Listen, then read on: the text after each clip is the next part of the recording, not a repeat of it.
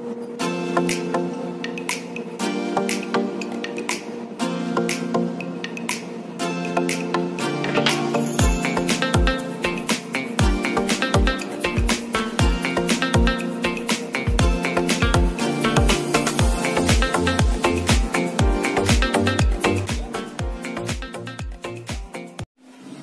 श्री राम, जय श्री कृष्ण।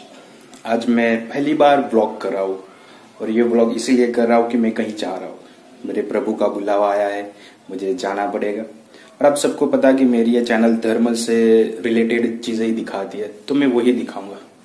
मैं वहां जा रहा हूँ जिनकी एक नगरी है और जिन्होंने धर्म का अर्थ समझाया, धर्म का महत्व समझाया, धर्म का अर्थ क्या है वो सबको समझाया।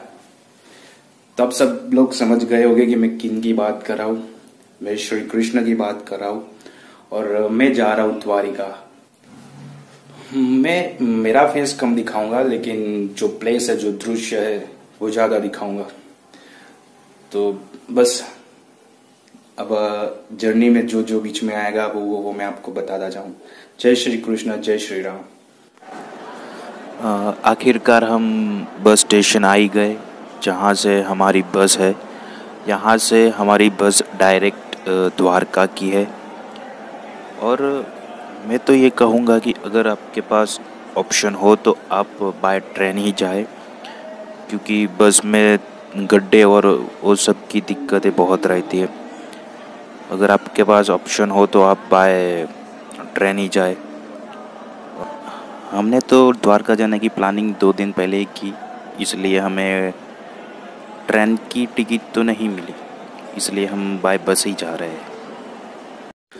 ऐसे तो द्वारका जाने के लिए 3 ऑप्शन है। आप बस, ट्रेन या प्लेन के ज़रिए भी द्वारका आ सकते हो। अगर बस के ज़रिए आना चाहते हो तो कोई डायरेक्ट बस नहीं है, तो आप अहमदाबाद आ जाइए। वहाँ से आपको डायरेक्ट द्वारिका की बस मिल ही जाएगी। वहाँ से बस में आपको 10 से 11 घंटे लगेंगे द्वारिका जाने के लिए। और ट्रेन से आना चाहते हो तो भी आप अहमदाबाद जंक्शन ही आ जाइए, अहमदाबाद में ही आ जाइए। वहाँ से आपको डायरेक्ट द्वारिका की ट्रेन मिल ही जाएगी। और बाय प्लेन जाना चाहते तो आपको पोरबंदर जाना होगा और वहाँ से आपको कोई ना कोई बस या प्राइवेट व्हीकल या कुछ भी करके आप जा सकते हो द्वारिका, क्योंकि वहाँ से 100 किलोमीटर दूर है द्वारिका। तो ये 3 ऑप्शन है द्वारिका जाने के लिए। ऑलमोस्ट 9 घंटे हो गए और हम द्वारिका से कुछ ही किलोमीटर दूर है। यहाँ पे ये पवन चक्किया है जो इलेक्ट्रिसिटी पैदा करती है। देख लीजिए आप, दोनों ही तरह दूर दूर तक कुछ दिखाई नहीं दे रहा। पूरा प्रदेश एकदम खाली है, दोनों ही तरफ कुछ दिखाई नहीं दे रहा, क्योंकि समुद्र तट है। सो यहाँ पे पवन भी बहुत ज़्यादा बहता है, इसलिए पवन चक्कियाँ भी लगाई हुई है जिससे इलेक्ट्रिसिटी पैदा कर सकते हैं। बहुत ही बढ़िया दृश्य है। और आपको वो मंदिर भी दिख रहा होगा, वही हमारे द्वारकाधीश का मंदिर है। देख लो, वो जो दिख रहा है मंदिर, वही है हमारे द्वारकाधीश का मंदिर। वही है द्वारिका, जहाँ हर कोई आना चाहता है। बहुत ही अच्छा लग रहा है यहाँ आके मुझे। अब तो और भी करीब आ गए उस मंदिर के। देख लीजिए, वही है मंदिर जहाँ हमारे कृष्ण भगवान रहते थे। यह है द्वारिका, द्वारिका नगरी, जहाँ हर कोई आना चाहता। बस हमें बस स्टैंड तक ले जाएगी। वहाँ से 1 किलोमीटर दूर मंदिर है। तो कितना अच्छा लग रहा है ये दृश्य, मुझे बहुत अच्छा लग रहा है यहाँ आके। हम द्वारिका बस स्टेशन पहुँच चुके हैं और यहाँ से हम सबसे पहले हमारे रूम पर जाएंगे। वो लिखा है द्वारिका बस स्टेशन। सबसे पहले हम हमारे रूम पर जाएंगे, उसके बाद नहा धोकर हम मंदिर जाएंगे। मैं आपको बता देना चाहता हूँ कि अहमदाबाद से द्वारिका बाय बस आप 260 से 270 रुपीज़ में आ जाएंगे, 260 टू 270। और अगर ट्रेन से आएंगे तो 300 से 320 के अंदर आ जाएंगे। अब हम बस स्टेशन से बाहर आ गए हैं और ये है द्वारिका। देखिए यहाँ की भूमि देखिए, बहुत ही अच्छा लग रहा है यहाँ। वो जो दिख रहा है वही मंदिर है। और हम सबसे पहले हमारे रूम पर जा रहे हैं, जो यहाँ से 1 किलोमीटर दूर है, और नहा धोकर फिर मंदिर जाएंगे। यहाँ की भूमि देखिए आप, हो सकता है कि इसी भूमि पर कभी श्री कृष्ण भी चले हो। वो जो दिख रहा है वही है हमारा मंदिर, द्वारकाधीश का मंदिर।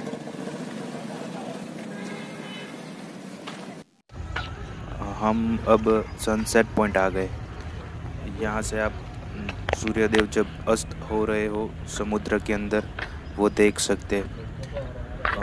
हमारी जो होटल है, हम जहाँ रुके हैं, उसके बगल में ही ये सनसेट पॉइंट है। और हमारा चेक इन टाइम 11 बजे का है और हम 1 घंटे पहले ही आ गए, तो हमने सोचा कि यहाँ घूम ले। आप भी यहाँ ज़रूर आना। यहाँ अंदर आने के लिए कोई टिकट नहीं है, फ्री में है। और मैं आपको दिखाता हूँ और पास जाके कि कितना अच्छा लग रहा है वो। पास में एक मंदिर भी है और उस साइड मैं आपको दिखाता हूँ, वो लाइट हाउस होता है वो भी है। देखिए कितना अच्छा लग रहा है। यहाँ पर खड़े रहकर आप वीडियो शूटिंग और फ़ोटो शूट भी कर सकते हैं, और प्री वेडिंग शूट हो तो वो भी कर सकते हैं। बहुत ही अच्छा लग रहा है। आप जब यहाँ आओगे तो आपको लगेगा जैसे आप स्वर्ग में आ गए, ईश्वर के करीब आ गए। मन बहुत शांत हो जाएगा, जो जितने भी टेंशन हो गए आप सब भूल जाएंगे। वो जो मंदिर दिख रहा है वो है महादेव का मंदिर, भड़केश्वर महादेव का मंदिर है वो। और उसके बगल में ही ये जगह है। ज़रूर आना यहाँ पे, फ़ोटो शूट करनी हो तो इससे बढ़िया जगह और कहीं नहीं मिलेगी आपको। बढ़िया बैकग्राउंड और बढ़िया लोकेशन और सब कुछ बढ़िया आएगा। हम नीचे की ओर जा रहे हैं और देखिए कितने अच्छे पत्थर है, अलग अलग कलर के कितने अच्छे पत्थर है ये।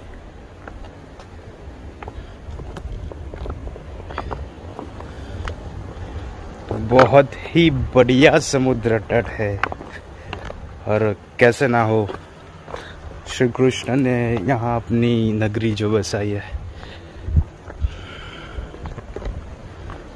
द्वारिका नगरी।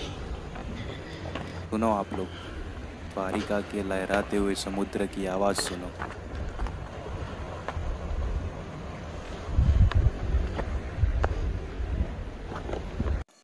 अब हम लोग अपने रूम में पहुंच चुके हैं और मैं यहाँ से आपको दिखाता हूँ बाहर का नज़ारा।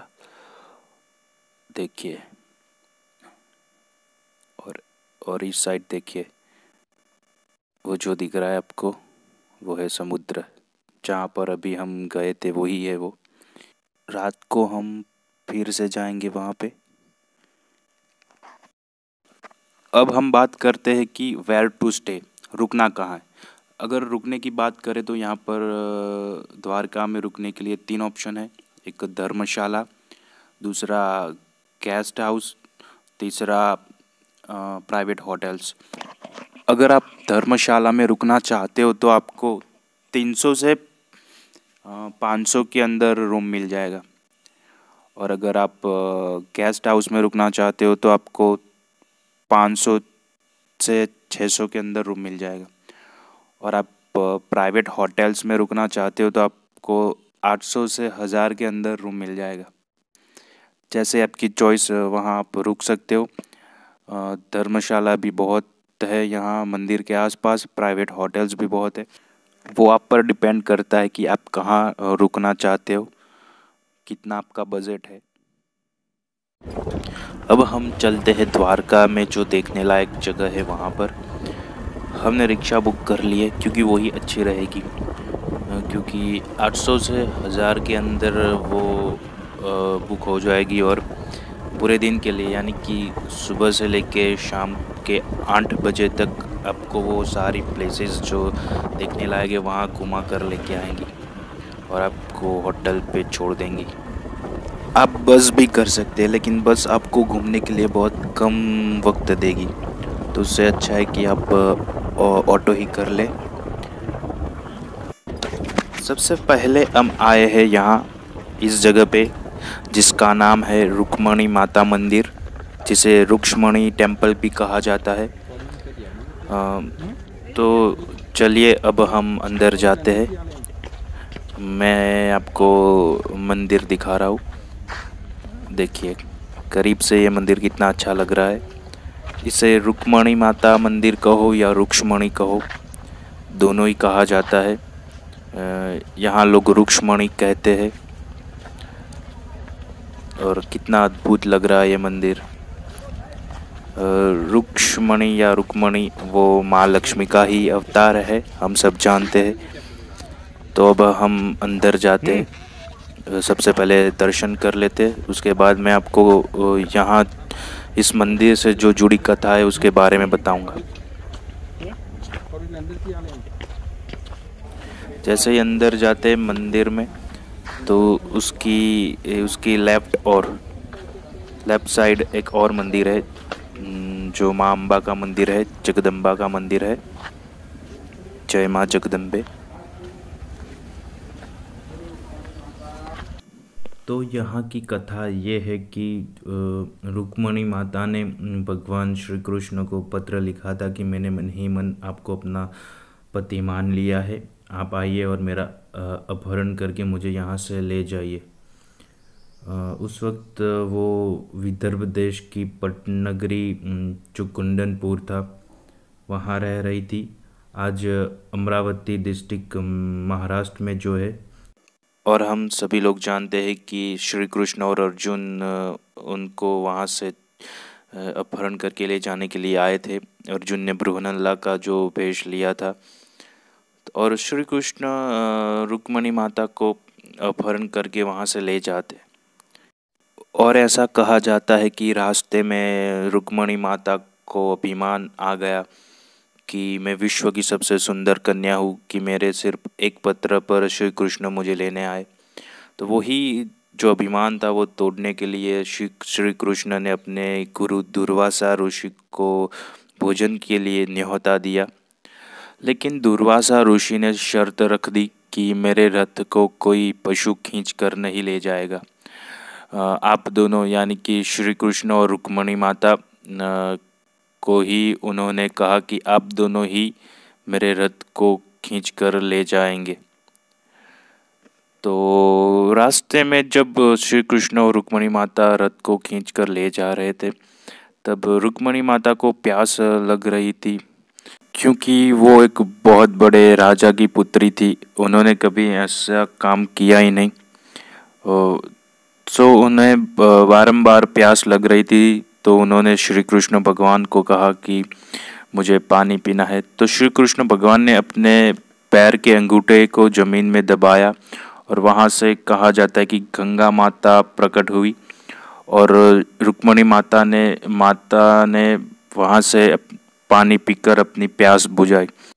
तो ये देखकर दुर्वासा ऋषि बहुत क्रोधित हो गए कि मेरी परमिशन के बिना और मुझे ऑफ़र किए बिना, यानी कि मुझे पूछा भी नहीं पानी पियोगे या नहीं, और मुझसे परमिशन लिए बिना ही उन्होंने पानी पी लिया। तो वो बहुत क्रोधित हो गए और उन्होंने श्राप दे दिया कि 2 श्राप दिए थे उन्होंने कि यहाँ जो ज़मीन है वहाँ का पानी खारा हो जाएगा और यहाँ कभी भी अन्न नहीं पैदा हो पाएगा, यहाँ कभी भी अन्न नहीं होगा। और दूसरा श्राप ये था कि रुक्मणी माता और श्री कृष्ण को 12 साल के लिए अलग रहना पड़ेगा। तो 12 साल तक रुक्मणी माता यहीं पर रही, इसी मंदिर में उन्होंने तपस्या की। तो यही कथा है यहाँ की। अब हम जा रहे हैं शिवराजपुर बीच, जो द्वारका मेन मंदिर से 12-13 किलोमीटर दूर है, 20-25 मिनट की दूरी पर है। और ये बीच बहुत ही अच्छा है और ऑलमोस्ट हम वहाँ पहुँच ही गए हैं। वो उसका गेट दिख रहा है, वही है उसका गेट, शिवराजपुर बीच का गेट। और आप देख सकते हो पर लिखा है शिवराजपुर बीच। अब हम अंदर जा रहे हैं। हम लोग अंदर पहुंच गए और ये है उसका पार्किंग एरिया। और वो जो सामने है वहाँ से टिकट लेके अंदर जाना है। पर पर्सन 30 रुपीज़, 30 रुपये पर पर्सन टिकट्स है उसकी। वो तो टिकट्स लेकर हम अंदर जाएंगे। अब हम अंदर आ गए हैं और अंदर देखिए कितना अच्छा लग रहा है ये सब ग्रीनरी। यहाँ उन लोगों ने गार्डन बनाया है और जैसे ही गार्डन की उस साइड जाएंगे आपको बीच दिखाई देगा। तो हम अंदर जा रहे हैं। ये है उसका एंट्रेंस गेट, ये वो गेट है जहाँ से हम अंदर आए। अब हम बीच की ओर जा रहे हैं। यहाँ पर बोर्ड लगाए हुए बीच की इंफॉर्मेशन। इस बीच को ब्लू फ्लैगशिप मिली हुई है, तो उसके बारे में भी बोर्ड पे सब कुछ लिखा हुआ है। ब्लू फ्लैगशिप उसी बीच को मिलती है जिसका पानी एकदम ब्लू हो और एकदम स्वच्छ हो। तो ये इस शिवराजपुर बीच को ब्लू फ्लैग मिला हुआ है। यहाँ पर बोर्ड पर सब लिखा हुआ है इंफॉर्मेशन बीच की।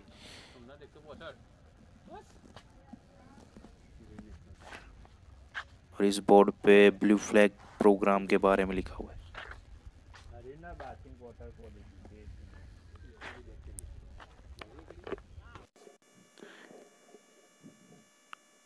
और ये है ब्लू समुद्र, शिवराजपुर बीच। यहाँ से दिख रहा है कितना स्वच्छ है और उसका पानी ब्लू लग रहा है। बहुत ही बढ़िया लोकेशन है। आज से पहले इतना स्वच्छ और ऐसा पानी मैंने नहीं देखा। Wow, wonderful location. बहुत ही अच्छा लग रहा है यहाँ आके।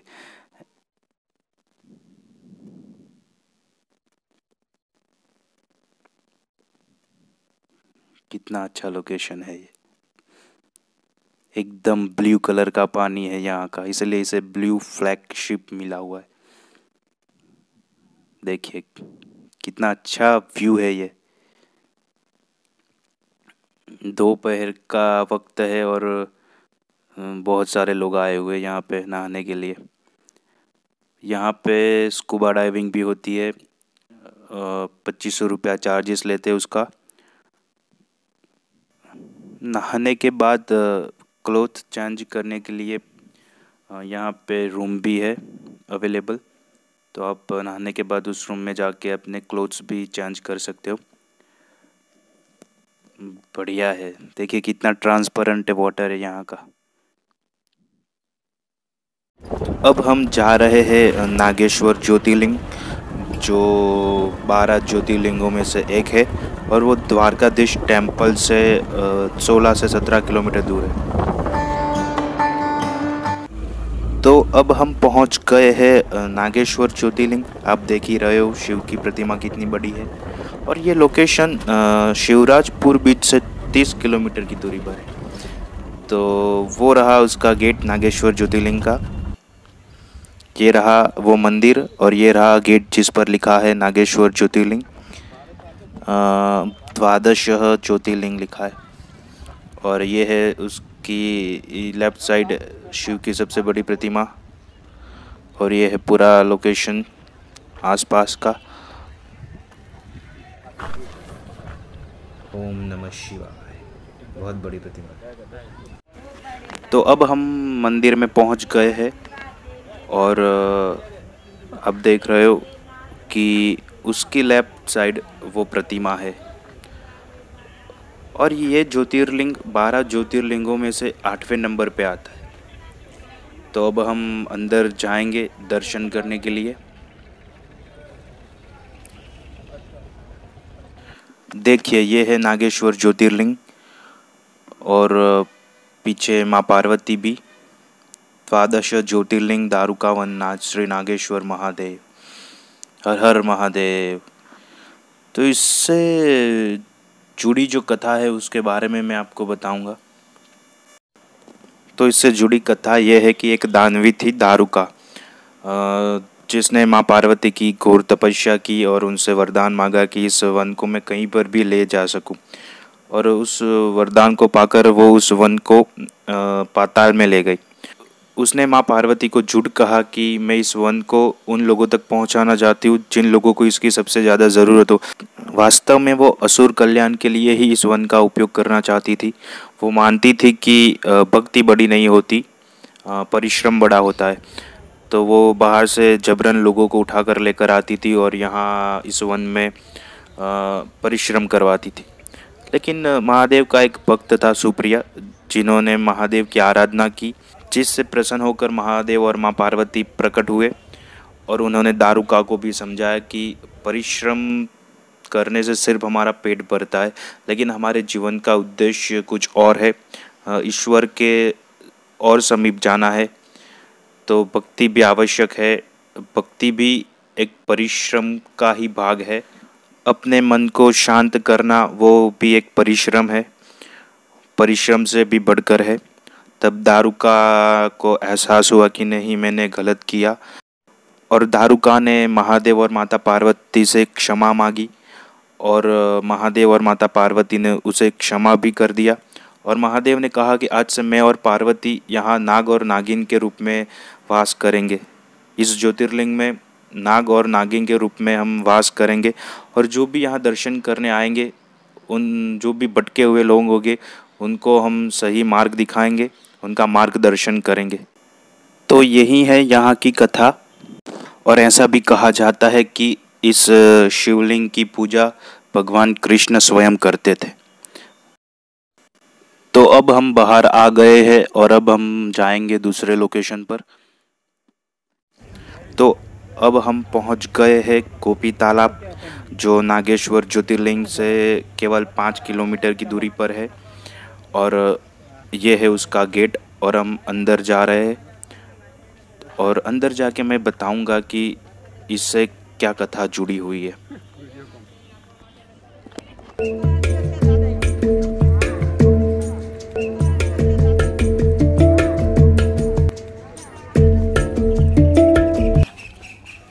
तो अब हम वो जो एग्जैक्ट लोकेशन थी गोपी तालाब, वहाँ पर पहुँच गए हैं और ये रहा वो तालाब जिसे गोपी तालाब के नाम से जाना जाता है। तो इससे जुड़ी कथा क्या है? इससे जुड़ी कथा ये है कि जब 16,100 गोपियाँ श्री कृष्ण को मिलने द्वारका आई थी और श्री कृष्ण ने उन्हें जब वापस भेजा तो उनकी सुरक्षा के लिए, जब मथुरा वापस भेजा तब तो उनकी सुरक्षा के लिए उन्होंने अर्जुन को उनके साथ भेजा। और जब अर्जुन और 16,100 गोपियाँ वहाँ से जा रही थी तो बीच में ये तालाब आया और सारी गोपियाँ इसमें नहाने के लिए, इसमें स्नान करने के लिए रुक गई। और अर्जुन एक पेड़ के नीचे वहाँ पे आराम कर रहे थे। तभी जो भील काबा लोग रहते थे यहाँ पर जंगलों में, उन्होंने अर्जुन पर आक्रमण कर दिया और उनका जो धनुष बाण था वो भी ले लिया। और ये एक श्री कृष्ण भगवान की लीला थी, क्योंकि अर्जुन को अहंकार आ गया था कि मैं सबसे सर्वशक्तिशाली योद्धा हूँ, मुझे युद्ध में कोई नहीं हरा सकता। तो ये श्री कृष्ण भगवान की ही लीला थी। अर्जुन को बंदी बना हुआ देखकर सारी गोपियाँ डर गई और उन्होंने सोचा कि इन लोगों के हाथों मर जाए उससे तो अच्छा ही इस तालाब में ही कूद कर अपनी जान दे दे। तो उन सभी 16,100 गोपियों ने इस तालाब में कूदकर अपने प्राण दे दिए। तो और वो गोपियाँ इतनी सुंदर थी और श्री कृष्ण भगवान को प्रिय भी थी। तो उन्होंने इस तालाब में कूदकर प्राण दे दिए। उसकी वजह से यहाँ की जो मिट्टी थी वो चंदन बन गई और आज भी वो चंदन यहाँ पर बिकता है। इस तालाब की मिट्टी में से चंदन मिलता है और उसे श्री कृष्ण भगवान के ललाट पर तिलक भी किया जाता है। तो यही कथा थी यहाँ की कि गोपियों ने इस तालाब में कूदकर अपने प्राण दे दिए थे। उसकी वजह से यहाँ की मिट्टी, इस तालाब की मिट्टी चंदन की बन गई। अब हम यहाँ से जाएंगे बेट द्वारका, जिसे भेंट द्वारका भी कहा जाता है। और अब हम आ गए हैं बेट द्वारका, जिसे बेट द्वारका भी कहते हैं। सुदामा जी और श्री कृष्ण भगवान की यहाँ पर भेंट हुई थी, इसकी वजह से इसे भेंट द्वारका कहते हैं। और ये एक आइलैंड है, यहाँ से हमें बोट करके सामने जाना है। तो हम जा रहे हैं, नाव में बैठकर सामने जाएंगे। ये उसका रास्ता है।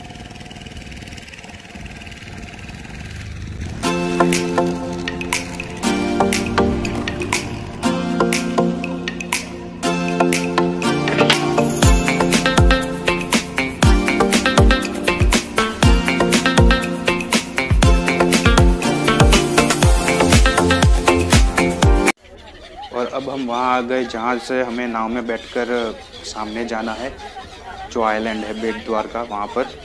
और इतने सारे पक्षी आए। ये पक्षी यहाँ इसलिए है इतने सारे कि लोग यहाँ पर उन्हें खाना डालते, जो भी यहाँ पर आता है वो खाना डालता है। जो काजू बिस्किट होते हैं वो डालते, पफ्ड राइस होते वो डालते। तो यहाँ से हम टिकट करके सामने जाएंगे। सारे लोग यहाँ पर खड़े हैं और जैसे ही नाव भर जाएगी, यहाँ से नाव निकलेगी सामने की ओर बेट द्वारका जाने के लिए। और आखिर हम नाव में बैठ गए और बेट द्वारका के लिए निकल गए। वो जो सामने दिख रहा है वही है बेट द्वारका। और पहले वहाँ जाने के लिए सिर्फ एक ही रास्ता था, नाव में बैठकर ही जाना पड़ता था। लेकिन वो जो सामने दिख रहा है ब्रिज, आपको दिखाता हूँ राइट साइड, वो जो ब्रिज रहा वो बन रहा है। और जैसे ब्रिज बन जाएगा उसके बाद डायरेक्ट कार या रिक्शा करके आप बेट द्वारका डायरेक्ट जा सकते हो।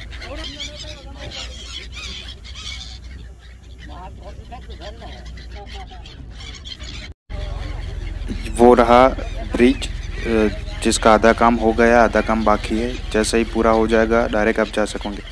मैं आपको एक और बात बताना चाहता हूँ कि हम जिस नाव में जा रहे हैं वो नाव बड़ी है और बहुत सारे लोग हैं, इसलिए उसका जो रेट है, उसकी जो टिकट्स है वो 20 रुपया है। और अगर नाव छोटी होगी और कम लोग होंगे तो वो 50 रुपया भी ले सकते। इसलिए मैं यही कहूँगा कि आप लोग वेट करना, बहुत सारे इकट्ठे हो जाए उसके बाद ही नाव करना।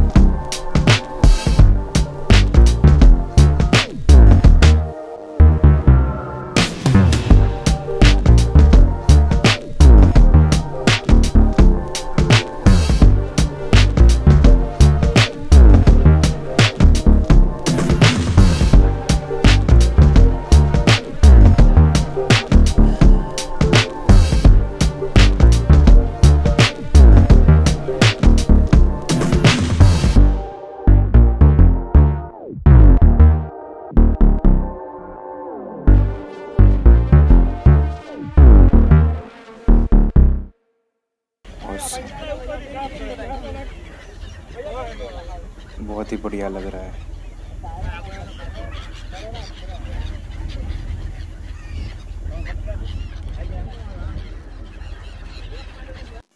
अब आप पास से देख सकते हो कि आधा काम हो गया है उस ब्रिज का और आधा काम बाकी है। जैसे ही पूरा हो जाएगा आप डायरेक्ट बेट द्वारका कार रिक्शा करके भी जा सकोगे। लेकिन जो बात नाव में है वो डायरेक्ट जाने में कहाँ। और अब हम पहुंच गए वहाँ जहाँ बेट द्वारका है। उस किनारे से इस किनारे पर आ गए। ये आइलैंड है पूरा। धीरे धीरे नाव जा रही है ताकि टकरा ना जाए।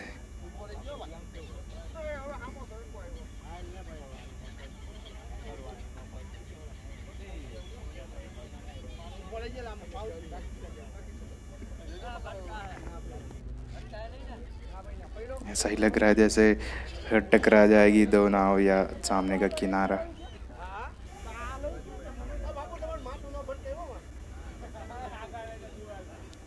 और ये हम आ गए, पहुंच गए। रुक ले भाई, रुक ले।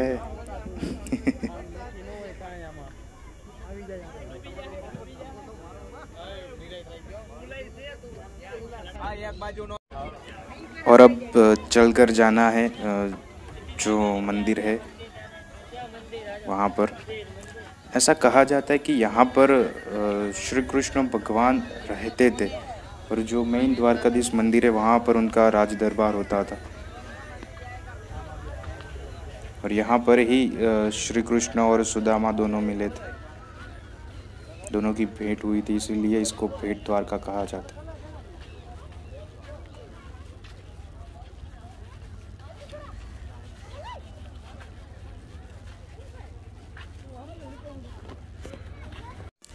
ये देखिए कितनी सारी नाव है और वो नेट है जिससे मछलियाँ पकड़ते हैं। ये वो सारा सामान है जो सामने से यहाँ लाया जाता है, यहाँ जो लोग रहते हैं उनके लिए।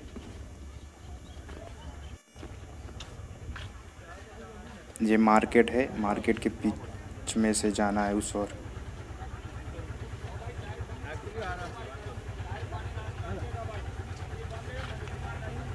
Bank of Baroda.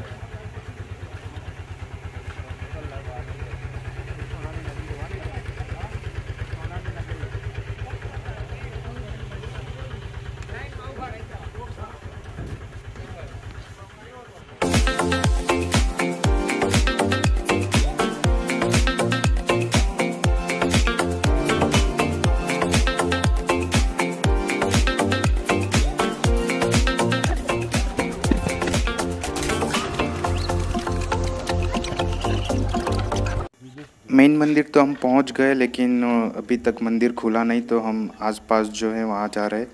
यहाँ पर सोने की द्वारका है, ऐसा एक म्यूज़ियम टाइप या जो भी बोलो बनाया गया है, जिसमें कृष्ण भगवान से रिलेटेड जितने भी कथा है वो बताई गई है। मैं आपको वहाँ जाकर बताऊँगा।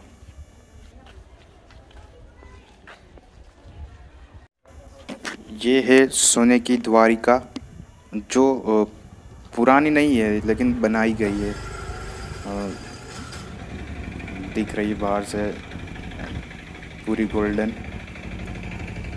अंदर श्री कृष्ण भगवान से रिलेटेड जितनी भी कथाएं थी वो सब कुछ दर्शाया गया है।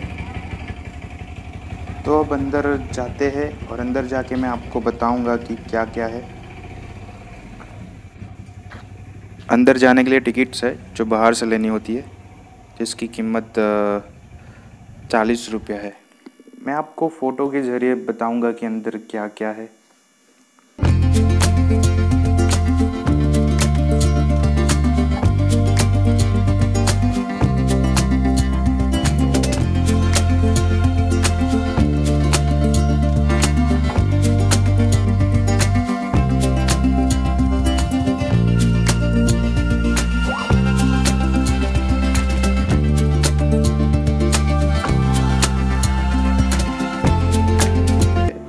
मैं चाहता हूँ कि आप जाना और आप खुद ही देख लेना। मैंने कुछ फ़ोटोज़ रखे हैं जिससे आपको अंदाज़ा आ गया होगा कि अंदर क्या क्या है, तो ज़रूर जाना। ये जगह बेट द्वारका का जो मेन मंदिर है उसकी बगल में ही है। अगर राइट साइड जाओगे तो ये आएगा, लेफ्ट साइड वो मेन मंदिर आएगा, आपको मिल ही जाएगा, वहाँ पर ही है। और अब हम जा रहे हैं मेन मंदिर, जिसका खुलने का समय हो गया है। लाइन में जाकर खड़ा रहना पड़ेगा, तब जाके बारी आएगी। ये उसका मेन गेट है जहाँ से हम अंदर जा रहे हैं। अंदर मोबाइल फ़ोन और कैमरा वो सब ले जाना वर्जित है, तो बाहर ही लॉकर में रखने पड़ेंगे। तो इससे जुड़ी जो कथा है वो मैं आपको बताता हूँ कि यहाँ पर सुदामा जी और श्री कृष्ण भगवान मिले थे, उनकी भेंट हुई थी और सुदामा ने श्री कृष्ण भगवान को चावल दिए थे, इसीलिए यहाँ पर प्रसादी के रूप में चावल देते हैं। और इस जगह को भेंट द्वारका कहा जाता है क्योंकि श्री कृष्ण भगवान और सुदामा जी की यहाँ पर भेंट हुई थी। जय श्री कृष्ण। और अब हम पहुँच गए हैं हनुमान डांडी, जो भेंट द्वारका से सिर्फ 6 किलोमीटर की दूरी पर है, उसी आइलैंड पर है। ये वो मंदिर है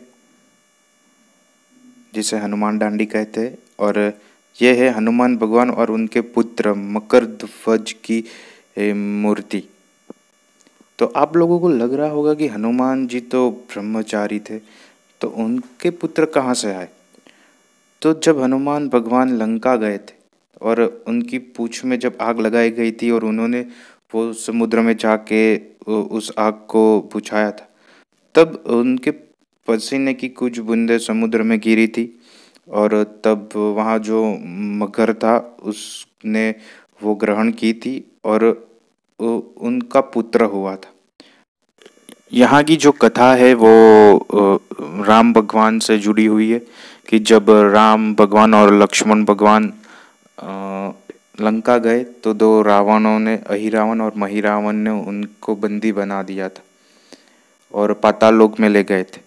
तो जब हनुमान भगवान उन दोनों को छुड़ाने के लिए, वापस लेने के लिए पाताल लोक में गए, तो पाताल लोक के द्वार पर उनका पुत्र मकरध्वज खड़ा था, उनको पता नहीं था, और उन दोनों के बीच में द्वंद्व युद्ध हुआ और वो युद्ध लंबे समय तक चला, लेकिन उसका कोई परिणाम नहीं आया।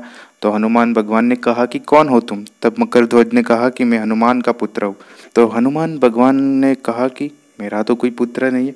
तब मकरध्वज ने सारी कथा उनको बताई और फिर द्वंद्व युद्ध रोक दिया। लेकिन हनुमान भगवान और उनके पुत्र के बीच में जो द्वंद्व युद्ध हुआ था वो डांडी से हुआ था, गदा से नहीं, इसलिए यहाँ की जगह को हनुमान डांडी कहा जाता है। तो ऐसा कहा जाता है कि यहाँ से ही पाताल लोक का रास्ता जाता है। और आप देख रहे हो कि हनुमान भगवान की जो मूर्त की साइज है वो छोटी है और उनके पुत्र की मूर्त की साइज बड़ी है। तो पंडित जिन यहाँ पर जो थे उन्होंने ये कहा कि हर साल हनुमान भगवान की मूर्त एक चावल के दाने की जितनी कम होती है और पाताल की ओर जाती दिख रही है, और उनके पुत्र की मूर्त की जो साइज है वो एक चावल के दाने की तरफ बढ़ती है और पाताल से बाहर की ओर आती दिख रही है। तो यही है यहाँ की कथा। आप यहाँ आओ बेट द्वारका, तो यहाँ ज़रूर आना दर्शन करने के लिए। यहाँ पर बीच भी है, वो भी अच्छा है, ज़रूर आना यहाँ पर हनुमान भगवान और उनके पुत्र के दर्शन के लिए। अब हम जा रहे हैं द्वारकाधीश का जो मेन मंदिर है वहाँ पर। यहाँ से नाव करके वापस हम उस ओर जाएंगे और वहाँ से हमारी जो रिक्शा करके हम आए उसमें बैठकर हम मेन मंदिर जो था द्वारका का वहाँ पर जाएंगे। और अब सूर्य भी ढलने आया है, शाम भी होने को है, तो हम द्वारकाधीश का जो मेन मंदिर है वहाँ शाम को जाएंगे, शाम की आरती का लाभ लेंगे, शाम का माहौल वहाँ कैसा होता है वो देखेंगे, और दोबारा नेक्स्ट डे सुबह भी जाएंगे। इसीलिए हम डायरेक्ट अब द्वारकाधीश का जो मेन मंदिर है वहाँ जाएंगे और आरती का लाभ लेंगे।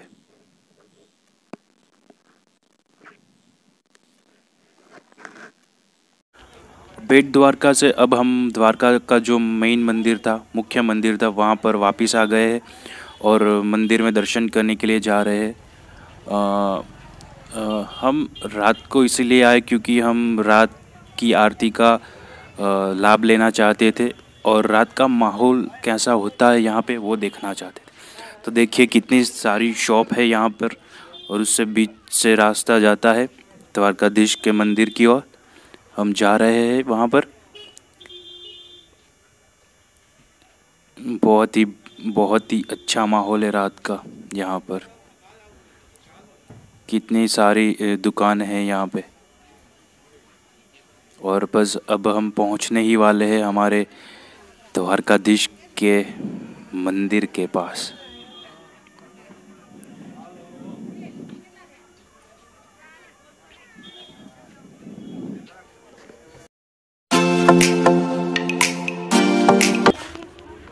और पहुँच गए हम मंदिर के पास।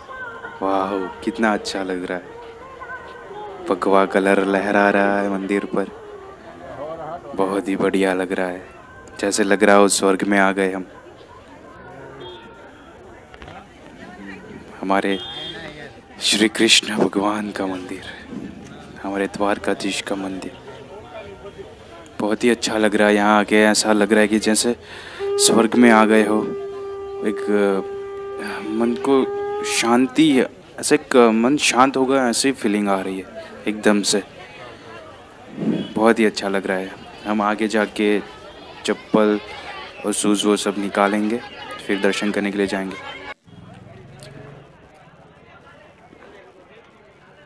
भगवा कलर, भगवा ध्वज हमारा लहरा रहा है, हमारे हिंदू धर्म का प्रतीक लहरा रहा है। जय द्वारकाधीश।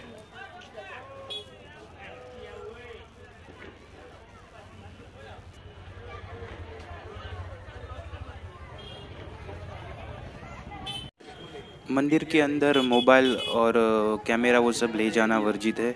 अंदर मोबाइल वो सब नहीं ले जाने देंगे, इसलिए मोबाइल यहाँ पे बाहर एक लॉकर है वहाँ पर रखना है और शूज़ और वो सब भी आगे एक लॉकर है वहाँ पर रखना है। वो सब फ्री में है, उसके कोई चार्जेस नहीं है। तो अब हम मोबाइल लॉकर में रख कर और शूज़ और चप्पल निकाल कर अंदर दर्शन करने जा रहे हैं।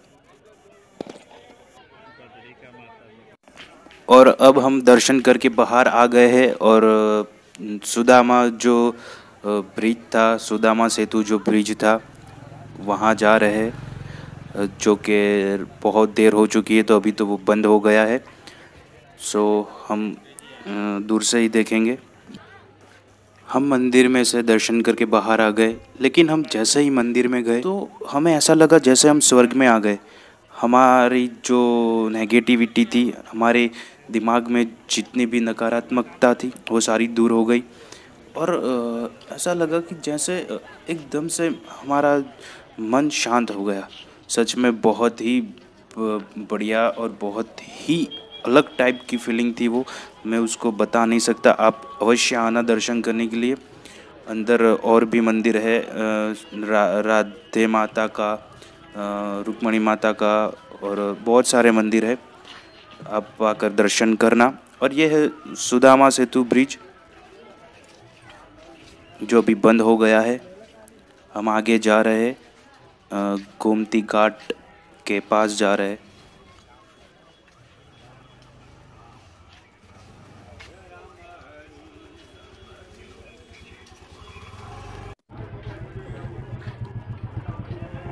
यहाँ लिखा है श्री गोमती नदी।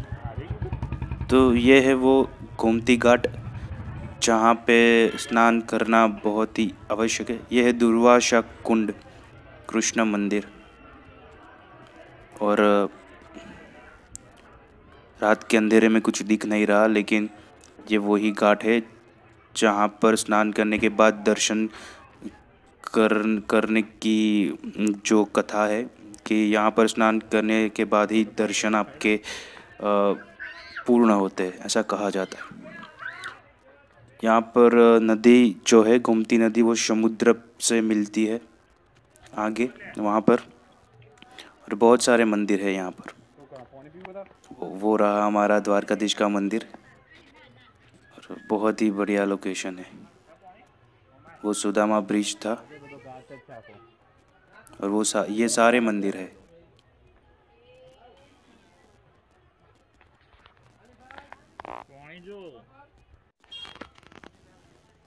ये रहा सुदामा ब्रिज, रात को बंद हो जाता है।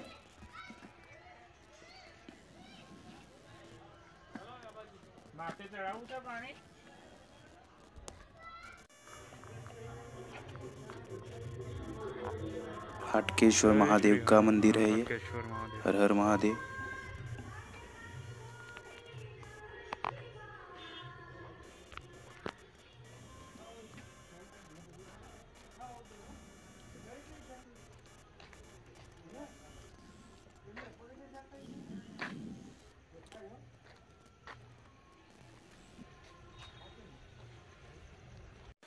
टाइम बहुत हो चुका था तो भूख भी लगी थी, तो हम यहाँ श्रीनाथ डाइनिंग हॉल में आए और यहाँ पर काठियावाड़ी खाना मिलता है और बहुत ही प्रेम भाव से खिलाते हैं, पेट भर कर। यहाँ पर जो भी चीज़ है आप फोटो में देख रहे हो, वो सारी वो लोग अनलिमिटेड देते हैं। 130 रुपीज़ में वो सारी चीज़ें अनलिमिटेड देते हैं। इवन बटर मिल्क भी, छाछ भी अनलिमिटेड देते हैं। जो कुछ भी यहाँ दिख रहा है सारी चीज़ें अनलिमिटेड है और बड़े प्रेम भाव से खिलाते हैं। मैंने रात को उसका शूट नहीं किया था, इसलिए सिर्फ फ़ोटोज़ दिखा रहा हूँ कि कौन सी जगह पे हमने खाया था। अगर आप द्वारका आए तो यहाँ पर खाना खाना कभी मत भूलना, अवश्य खाना। 130 रुपये में पेट भर के खिलाते हैं वो लोग। पेट भर कर खाना खाने के बाद हम लोग होटल की ओर जा रहे थे और हमारी होटल के पास ही है ये लोकेशन है। ये मंदिर था जो मैंने सुबह आपको दिखाया था, बडकेश्वर महादेव। तो अब हम वहाँ जा रहे हैं क्योंकि एक तो मंदिर है और समुद्र किनारे पर है, तो आप समझ ही सकते हो कि वहाँ जाकर कैसा लगेगा। बहुत ही अच्छी फीलिंग्स आएगी। अभी से ही आ रही है मुझे तो। समुद्र की लहरें जैसे हमारे हृदय को छू रही हो ऐसा लग रहा है। तो हम जा रहे हैं मंदिर की ओर। आवाज़ बहुत ही डरावनी आ रही है।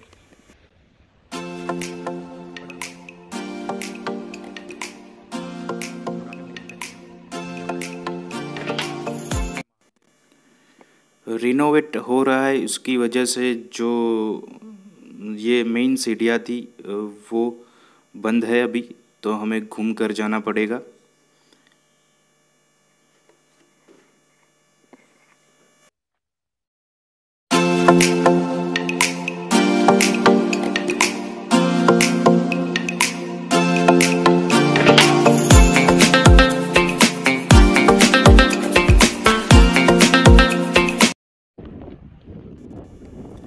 देखिए ये है समुद्र और कितना अच्छा लग रहा है। ये लाइट हाउस है वहाँ पर, बढ़िया ही अच्छा लग रहा है यहाँ आके। ऐसा लग रहा है जैसे ईश्वर के करीब आ गए हो।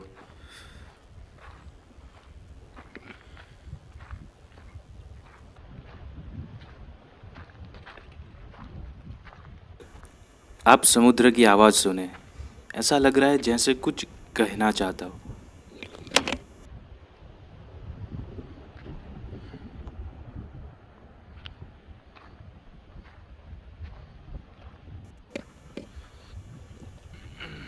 और ये है वो सीढ़ियाँ जहाँ से मंदिर में जाना है।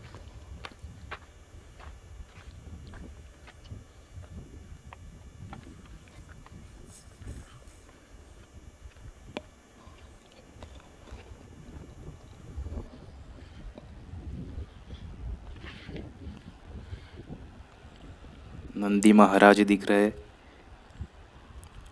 और ये रहा वो मंदिर, बडकेश्वर महादेव। बहुत ही अच्छी लोकेशन पर ये मंदिर है, बहुत पौराणिक मंदिर है और यहाँ आके ऐसा लग रहा है जैसे स्वर्ग में आ गए हम। एकदम मन शांत हो गया। और यहाँ पर उन्होंने जो अगरबत्ती लगाई है उसमें से इतनी अच्छी स्मेल आ रही है कि क्या बताऊँ। ऐसा लग रहा है कि जैसे यहाँ पर ही रुक जाओ ज़िंदगी भर के लिए। और आसपास से वो समुद्र की लहरें भी हमें छू रही है, हमारे मन को छू रही है, हमारे हृदय को छू रही है। तो एकदम अलग सी फीलिंग आ रही है। ऐसा लग रहा है कि इस जगह को छोड़कर कहीं जाओ ही ना, बस यहीं पर ही रह जाओ। अगर सच में आप द्वारका आए तो यहाँ अवश्य आना। इस जगह को कभी मत छोड़ना, कभी स्किप मत करना। और ये है ध्वजा महादेव के मंदिर पर लहरा रही है, और उस ओर हमारी होटल है, और इस और वो लाइट हाउस, और उस ओर मंदिर भी है जो द्वारकाधीश का मंदिर था। हर हर महादेव। शिव समा रहे मुझ में और मैं शून्य हो रहा हूँ। हर हर महादेव। जय बड़केश्वर महादेव।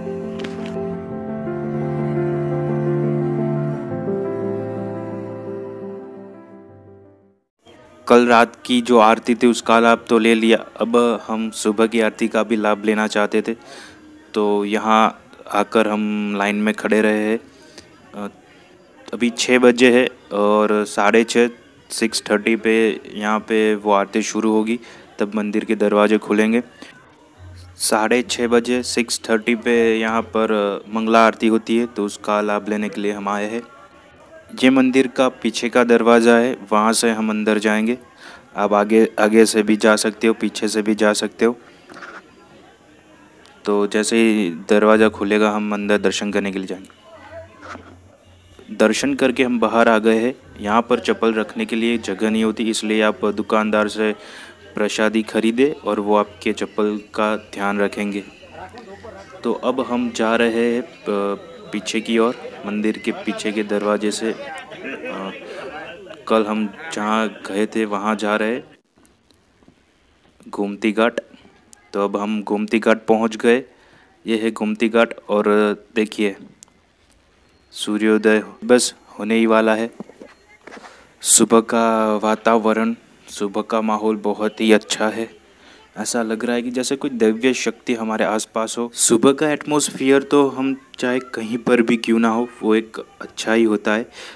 पर अगर मंदिर की बात करें, और वो मंदिर अगर किसी नदी के किनारे पर हो, तो वो सच में उसका माहौल तो एक अलग ही टाइप का होता है, आप समझ ही सकते हो।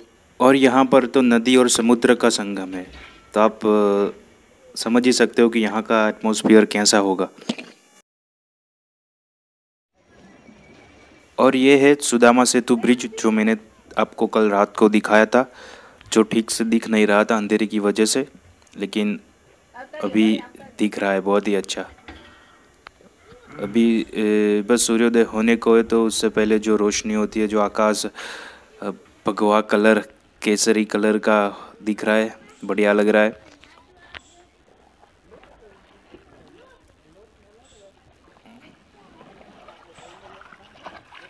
बहुत ही बढ़िया लग रहा है यहाँ पर।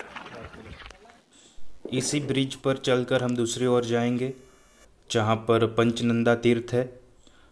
और इस ब्रिज की बात करूँ तो उस पर जाने के लिए टिकट्स है, जो 10 रुपया है एडल्ट की, और बच्चों के लिए 5 रुपया है। और ये देखिए आप, अब कितना क्लियर दिख रहा है कि ये है नदी, ये है गोमती नदी, और कैसे आगे जाके वो समुद्र में मिलेगी। तो ये रही वो जगह जहाँ पर गोमती नदी समुद्र में जाके मिलती है। कितना अच्छा लग रहा है। ये पंचनंदा तीर्थ है, और यहाँ पर 5 कुंड है, और सारे कुंडों में जो पानी है वो मीठा है, और मीठे के साथ साथ वो सारे कुंडों का पानी का जो टेस्ट है, जो स्वाद है, वो भी डिफरेंट है।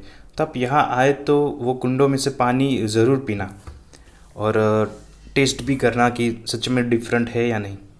और दूसरी बात कि ये जो जगह है वो समुद्र के पास है, तो यहाँ जो पानी होता है वो खारा होता है, लेकिन इन कुंडों में जो पानी है वो मीठा होता है। तो उसकी वजह से इन कुंडों का जो महत्व है और भी बढ़ जाता है। और अब हम बस स्टेशन की ओर वापस जा रहे हैं। और आप सामने देख रहे हो जो मंदिर, वही हमारे द्वारकाधीश का मुख्य मंदिर है। द्वारका में हमने ऑलमोस्ट सारी जगह पर घूम लिया और आपको बता दिया। अब हम यहाँ से जा रहे हैं। द्वारका को छोड़कर जाने का मन तो नहीं हो रहा, पर क्या करें, जाना तो पड़ेगा ही। जय द्वारकाधीश, जय श्री कृष्ण।